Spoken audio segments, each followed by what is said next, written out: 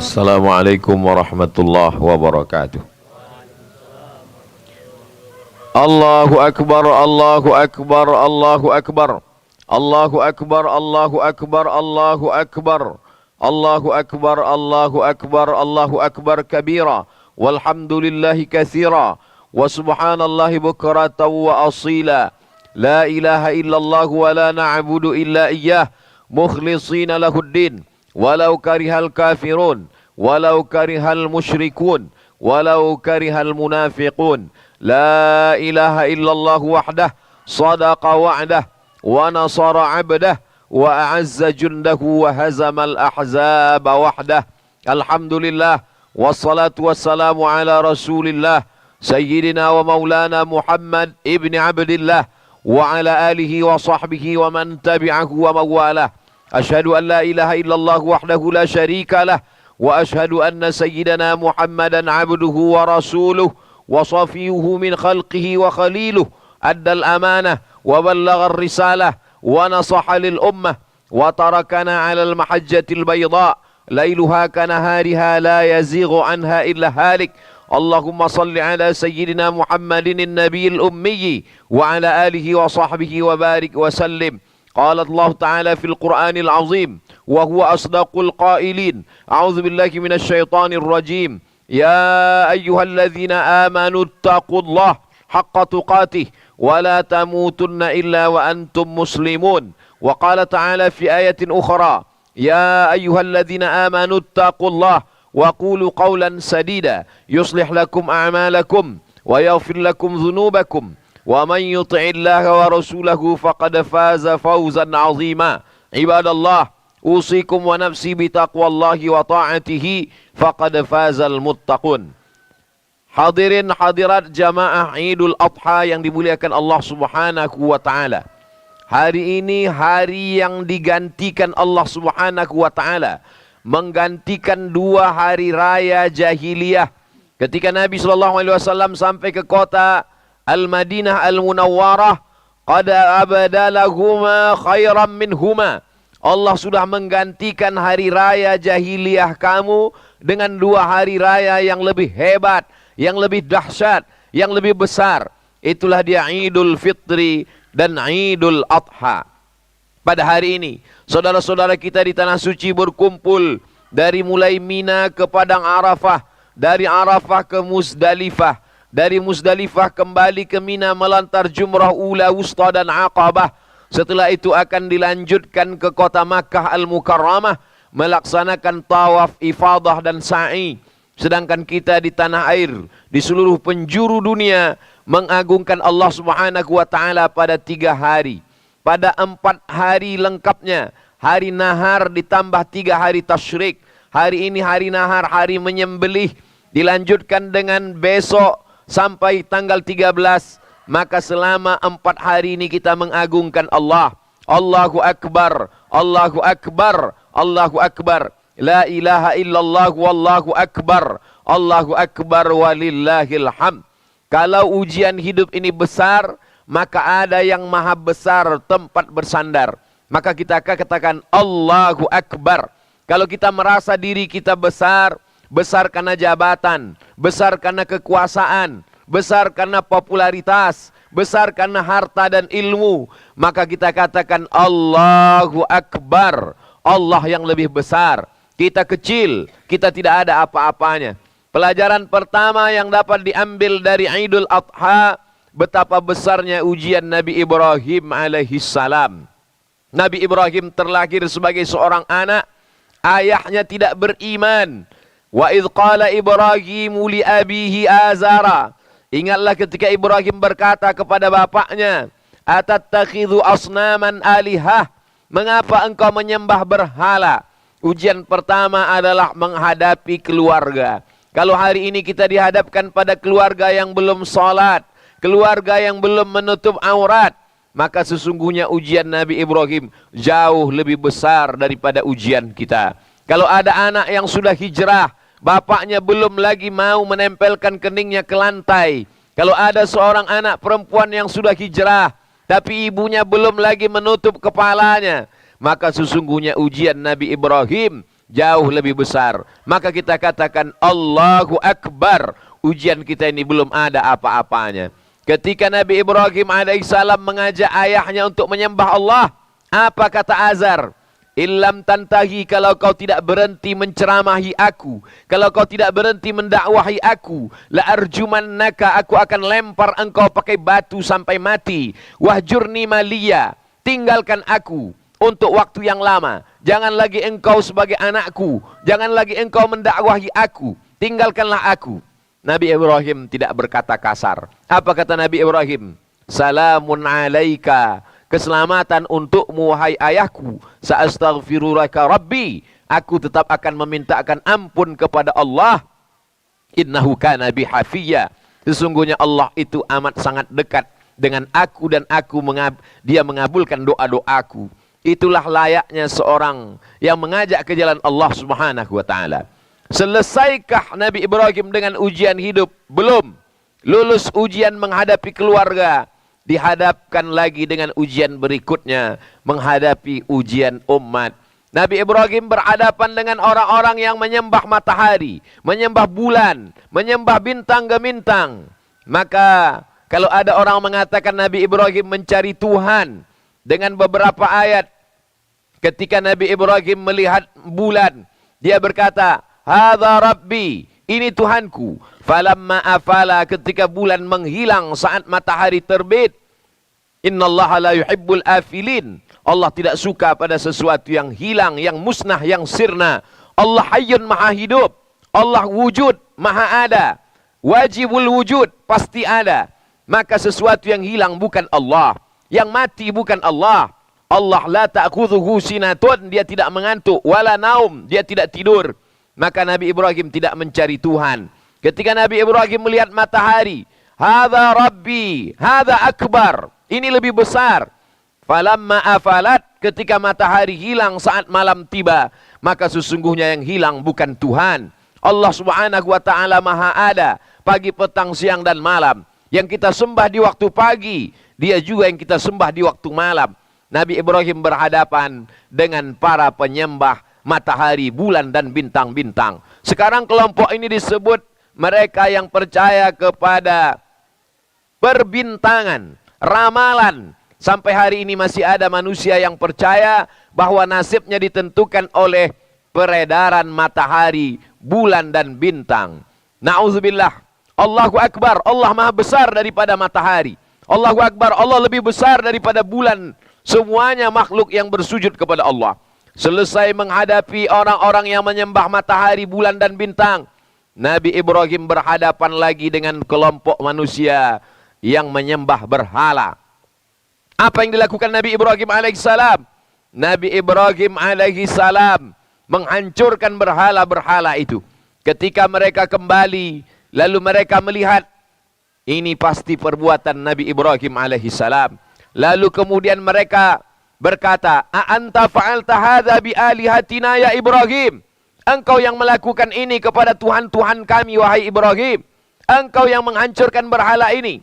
Nabi Ibrahim menyisakan satu berhala yang besar, menggantungkan satu kampak di leher berhala itu. Apa jawab Nabi Ibrahim? Bal fa'alahu kabiruhum hadza. Yang melakukan ini adalah berhala yang paling besar. Fas'aluhum in kanu yantiqun. Tanya berhala-berhala itu, kalau memang mereka bisa bicara. Nabi Ibrahim sedang mengajak manusia berpikir, gunakan otak akal pikiranmu. Kalau berhala-berhala itu tidak mampu menyelamatkan dirinya ketika dihancurkan, bagaimana mungkin mereka bisa membela dirimu? Kalau mereka tidak bisa menolak mudarat, bagaimana mungkin mereka bisa menolak mudarat dari dirimu? An-nafi'u yang mendatangkan manfaat, ad-darru yang menolak mudarat, hanya Allah Subhanahu wa taala. Allahu Akbar. Nabi Ibrahim selesai menghadapi ujian umatnya. Selesaikah ujian Nabi Ibrahim? Nabi Ibrahim berhadapan dengan ujian. Lama tidak dikaruniai buah hati seorang anak. Nabi Ibrahim berdoa, Rabbi habli minas salihin. Rabbi habli minas salihin. Menurut Imam Abul Fida Ismail Ibnu Katsir dalam tafsir Al-Quranil Azim, akhirnya Nabi Ibrahim dikabulkan doanya. Lahirlah seorang anak bernama Ismail alaihissalam. Ketika itu usia Nabi Ibrahim 86 tahun. 86 tahun berdoa pagi, petang, siang, dan malam. Rabbi habli minas salihin. Akhirnya dikaruniakan seorang anak bernama Ismail alaihi salam. Ketika Nabi Ismail berumur 13 tahun, maka sesudah itu pada usia 99 tahun, Nabi Ibrahim dikaruniai lagi seorang anak yang dulu sudah divonis manusia mengejek semuanya. Sarah tidak akan mungkin mempunyai anak. Akhirnya Allah mengabulkan. Tak ada yang sulit bagi Allah. Innama amruhu idza arada syai'an ayyaqula lahu kun fayakun.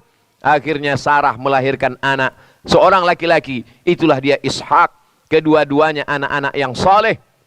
Kita menyebut dalam salat kita, kama sallaita ala Ibrahim wa ala ali Ibrahim, kama barakta ala Ibrahim wa ala ali Ibrahim. Kenapa disebut nama Ibrahim? Karena ujian berat dilalui oleh Nabi Ibrahim.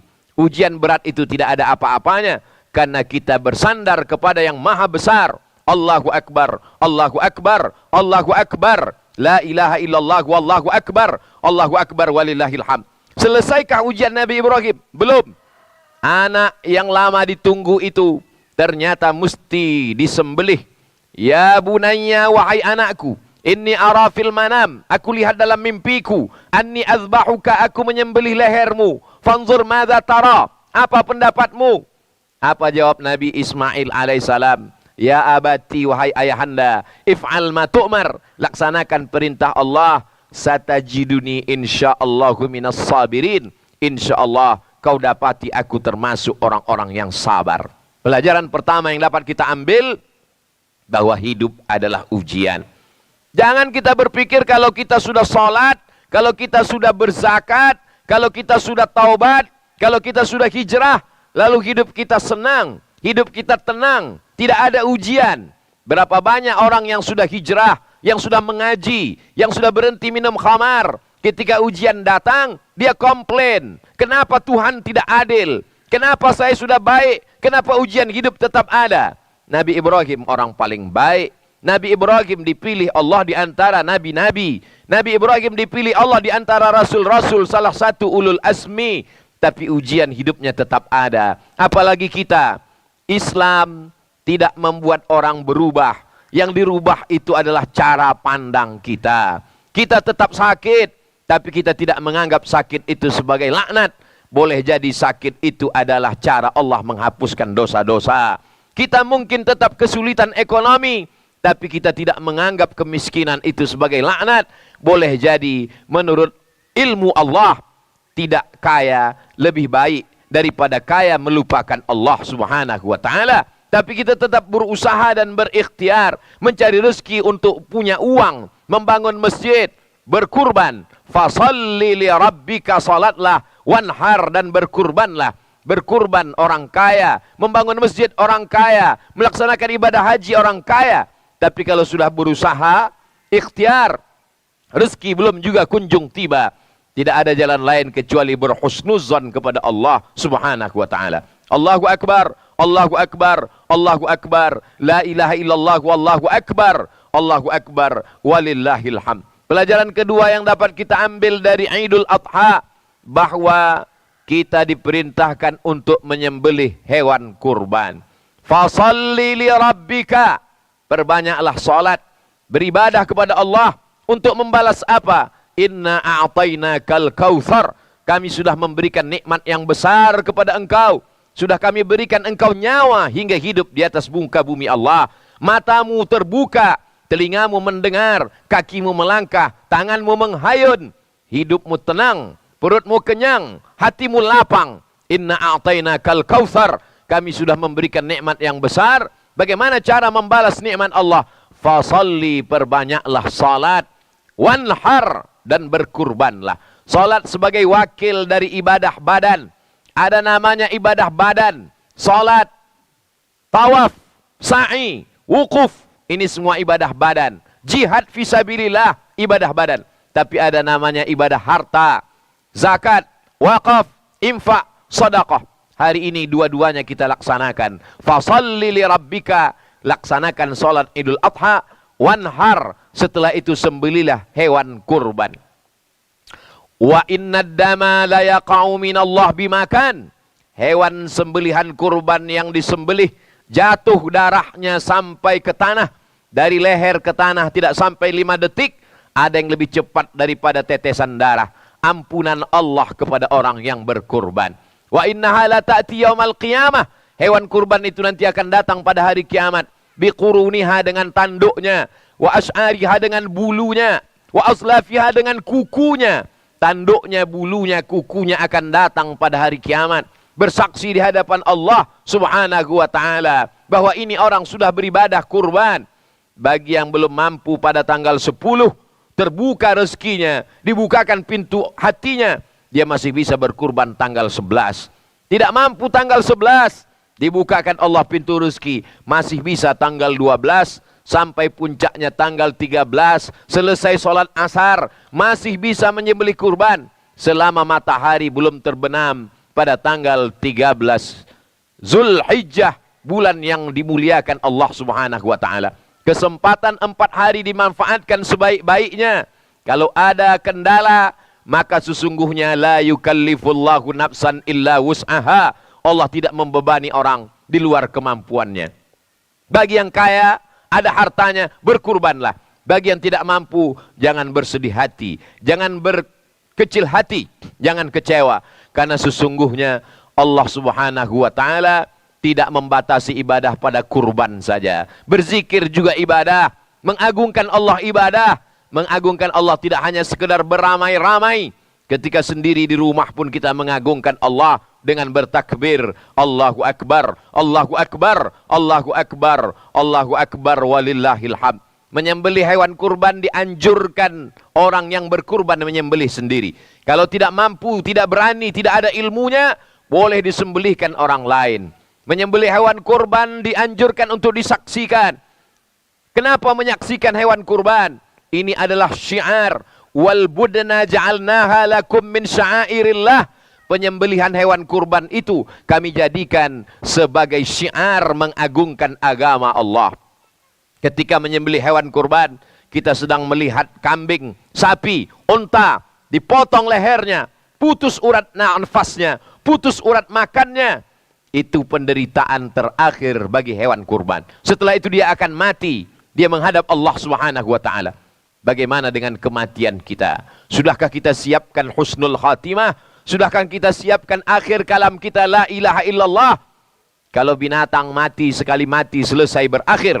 Tapi kalau manusia mati, dia masih menghadapi pertanyaan malaikat mungkar nakir. Dia masih menunggu sampai hari kiamat. Dia masih menunggu ditiupkan sangkakala. Dia masih menunggu nanti sampai hari dibangkitkan di hadapan Allah.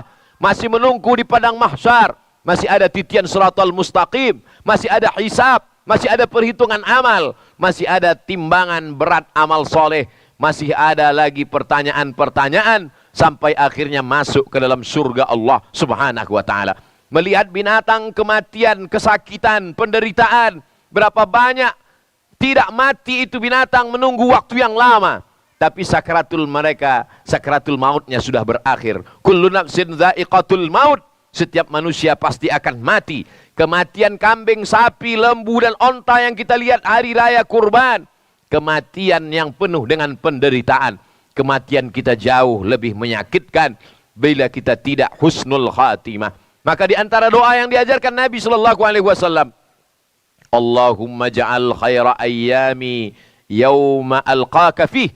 Jadikanlah sebaik-baik hariku, hari pada saat aku mati husnul khatimah. Aku bisa bertemu dengan Engkau ya Allah. Faman kana yarju liqa'a rabbih. Siapa yang berharap berjumpa dengan Allah, falyamal amalan salihah. Maka hendaklah dia beramal saleh. Wala yusyrik bi'ibadati rabbih ahada. Yang dibawa bekal hanyalah amal saleh. Dan tidak mempersekutukan Allah subhanahu wa ta'ala. Sapi kurban yang disembelih mati selesai.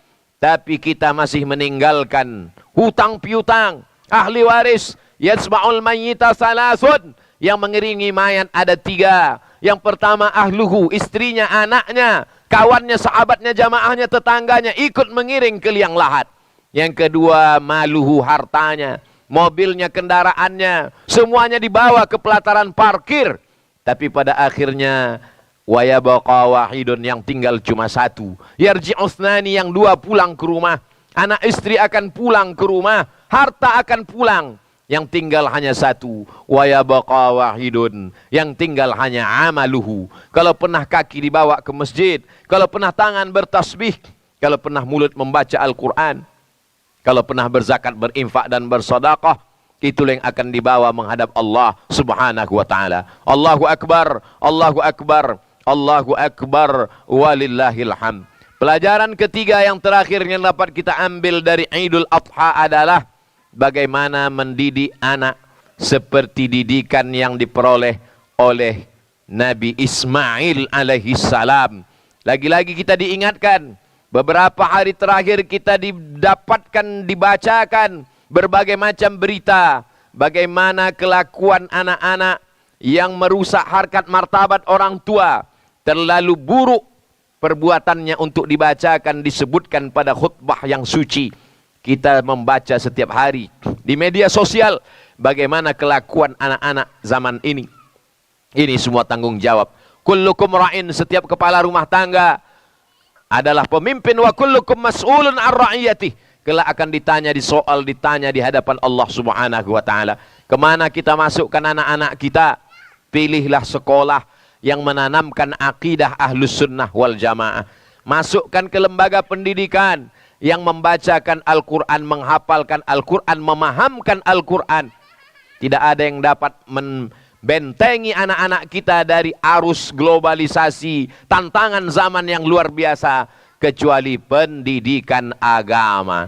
Hebat pun matematika, hebat bahasa Inggrisnya, kalau akidahnya sesat, kalau dia tidak dapat jalan yang benar, maka tetap dia akan mati dalam keadaan kafir, dalam keadaan munafik, dalam keadaan ingkar kepada Allah Subhanahu wa taala. Hidup hanyalah melewati suatu jalan. Istazalla tahta syajaratin, bernaung sejenak di bawah pohon yang rindang. Ketika matahari sudah redup, kita pun akan melanjutkan perjalanan. Yang kita inginkan adalah anak-anak yang ketika mereka terbangun di tengah malam, mereka mendoakan kita, Rabbi habli minas salihin. Hari ini kita masih sholat Idul Adha. Hari ini kita masih bertakbir. Hari ini kita masih mendoakan anak-anak kita. Apakah 20 tahun akan datang, anak-anak kita masih ingat membacakan Al-Fatihah? Apakah anak-anak kita masih berzikir mengagungkan Allah? Jawabannya tergantung pada diri kita masing-masing. Allahu Akbar, Allahu Akbar, Allahu Akbar, Allahu Akbar, walillahil hamd. Dari kecil dibawa ke masjid, setelah besar dibiasakan menutup aurat, dibekali dengan pendidikan agama, didoakan setiap malam. Di sujud terakhir mintalah kepada Allah supaya anak dijaga dari narkoba, terpelihara dari perbuatan maksiat. Kalau sudah begitu pendidikannya, rusak juga akalnya, hancur juga hatinya, kita berarti disuruh Allah beriman kepada takdir yang buruk. Bukankah Nabi Nuh alaihi salam memanggil anaknya, ya bunayya, wahai anakku, irkam ma'ana, mari naik ke atas perahu bapak. Ini air banjir bandang akan menenggelamkan semua dunia. Apa kata Kan'an, anak Nabi Nuh? Sa'awi ila jabalin ya'asimuni minal ma'. Aku akan naik ke atas bukit. Aku tidak perlu naik perahu ayah. Yang naik ke atas perahu Nabi Nuh itu bukan anaknya, bukan istrinya, tapi orang lain. Ada kalanya orang lain lebih mendengar dakwah daripada keluarga kita sendiri. Begitulah rupanya. Tapi jangan sampai kita kehilangan ikhtiar dan usaha dalam dakwah. Apa pelajaran yang dapat diambil dari perbuatan Hajar? Lari dari Bukit Safa ke Bukit Marwah. Di Bukit Safa tidak ada air, di Bukit Marwah tidak ada air. Ternyata air itu datang bukan dari tapak kaki Hajar. Air itu justru datang dari tumit anak kecil yang belum pandai berjalan, dari tumit Ismail alaihi salam. Ini mengajarkan kita jangan pernah berhenti berusaha. Kita hanya disuruh Allah Subhanahu wa taala berusaha. Ambil mata kail pancing, ambil bambu, pasang talinya, cari umpannya, letakkan di dalam kolam. Masalah ikannya datang atau tidak datang itu bukan urusanmu, itu urusan Allah. Masukkan anakmu ke sekolah agama, bekali dia dengan pendidikan akidah yang benar, berakhlakul karimah. Adapun masa depannya serahkan pada Allah Subhanahu wa taala. Kita akan mati menghadap Allah. Kita ingin kita meninggalkan baldatun thayyibatun wa rabbun ghafur. Pikirkan, di alam barzah jauh lebih lama daripada alam dunia. Imam Al-Ghazali meninggal tahun 505. Sekarang sudah tahun 1444 Hijrah. Artinya apa? Hampir 1000 tahun yang lalu. Tapi sampai hari ini pahala tetap mengalir ke Imam Al-Ghazali. Karena setiap negeri ada yang membaca kitab Ihya Ulumiddin. Bayangkan, Muhammad Al-Fatih sudah lama meninggal, tapi pahala tetap mengalir. Karena beliau membangun masjid, merubah sesuatu yang mungkar menjadi masjid.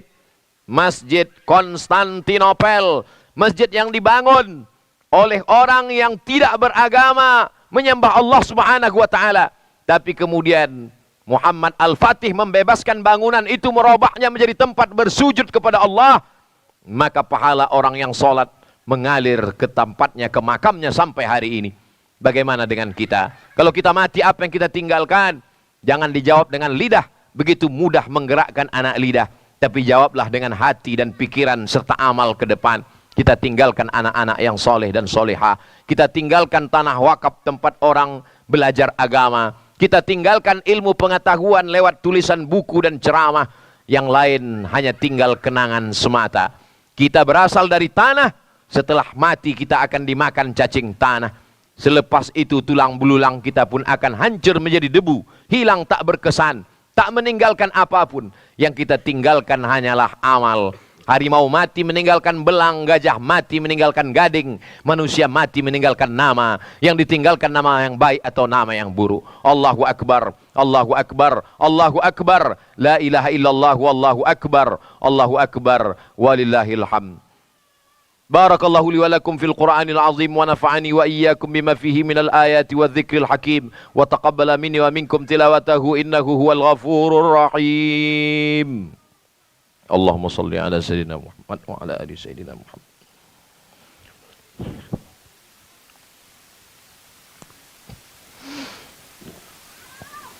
Alhamdulillahilladzi bi ni'matihi tatimmus shalihat. Wassalatu wassalamu ala sayyidis sadat wa ala alihi wa ashabihi ahlil fadaili wal karamat. Ashhadu an la ilaha illallah wahdahu la syarika lah wa ashhadu anna sayyidina Muhammadan abduhu wa rasuluh wa safiyuhu min khalqihi wa khaliluh. Addal amanah wa ballaghar risalah wa nasaha lil ummah wa tarakana 'alal mahajjatil bayda lailuha kanahariha la yazighu anha illa halik. Asyhadu an la ilaha illallah wahdahu la syarikalah wa asyhadu anna Muhammadan 'abduhu wa rasuluh. Allahumma salli ala sayyidina Muhammadin nabiyil ummi wa ala alihi wa sahbihi wa barik wa sallim. Allahu akbar, Allahu akbar, Allahu akbar, Allahu akbar, Allahu akbar, Allahu akbar. Allahu akbar kabira walhamdulillahi katsira wa subhanallahi bukratan wa asila. La ilaha illallah wa la na'budu illa iyyah mukhlishina lahuddin walau karihal kafirun. La ilaha illallah wahdah sadaqa wa'dah wa nasara 'abdah wa a'azza jundah wa hazamal ahzaba wahdah. Qala Allah ta'ala fil Qur'anil azim wa huwa asdaqul qailin. A'udzu billahi minasy syaithanir rajim. Bismillahirrahmanirrahim wal 'ashr innal insana lafi khusr illa alladhina amanu wa 'amilus shalihat wa tawasaw bil haqqi wa tawasaw bis sabr. Wa qala ta'ala fi ayatin ukhra inna Allaha wa malaikatahu yusalluna 'alan nabiy ya ayyuhalladzina amanu sallu 'alaihi wa sallimu taslima.